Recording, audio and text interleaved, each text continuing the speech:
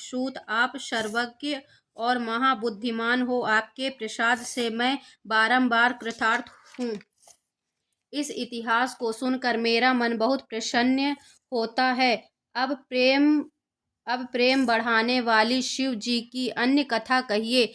अमृत पान करने वालों को लोक में और मुक्ति क्या है। शिव कथा अमृत पान प्रत्यक्ष ही मुक्ति का देने वाला है। शिव की कथा अन्य और तुम भी धन्य हो, जिसके श्रवण करते ही प्राणी शिवलोक को जाता है। सूत जी बोले, हे शौनक, मैं तुम्हारे आगे परम गुहा कथा वर्णन करता हूँ। हे वेद वित्यम, जिस कारण कि तुम शिव भक्तों में अग्रणी हो। समुद्र के निकट एक देश में बासकल नाम ग्राम था, जिसमें वेद धर्म के छोड़ने वाले पापी षष्ठी निवास करते थे।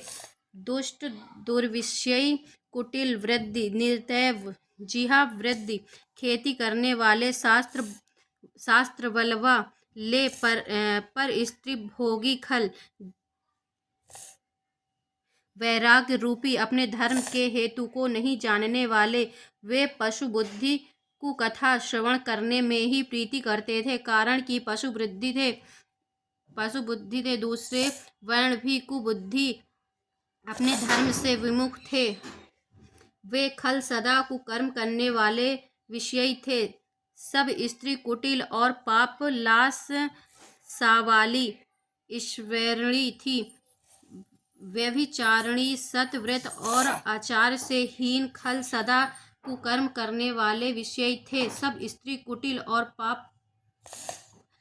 पाप लालसा वाली श्रवणी थी। व्यभिचारिणी, सतव्रत और आचार से हीन थी। इस प्रकार कुजनों से पूर्ण उस बासकल ग्राम में एक बिंदु गनाम महा अधर्मी ब्राह्मण था। वह महापापी, दुरात्मा, स्त्री सहित कुकर्मी था। फिर काम से व्याकुल चित हो वह वेश्यापति हुआ। अपने सहधर्मी चंचुला पत्नी को छोड़कर काम वाण से पीड़ित हो वेश्या से रमने लगा। इस प्रकार उस कुकर्मी को बहुत समय बीत गया। वह चंचुला कामाकांत होकर भी अपने धर्म के भय और क्लेश से तरुणाई को प्राप्त होकर महाविषय काम की पीड़ा से अपना धर्म छोड़ती हुई जार से संगति कर रात्रि में अपने धर्म से विराम को प्राप्त हुई। पति की दृष्टि बचाकर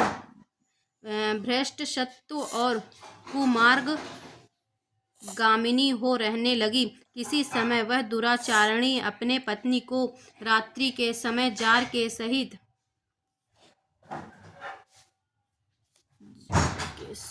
देखता हुआ उस कुमार्ग रत दृष्टिनी और भार्या को रात्रि में जार के संग रमण करता देख क्रोध से दौड़ा। उस बिंदुक ब्राह्मण को रात्रि के समय अपने घर में आया देख स्त्री के संकेत से बंद कर दो ना उसको।